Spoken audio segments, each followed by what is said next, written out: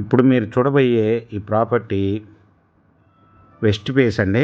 205 గజాలు non layout. ఇది ధనేకుల కాలేజీకి ఎదురుగానే ఉంటుందండి.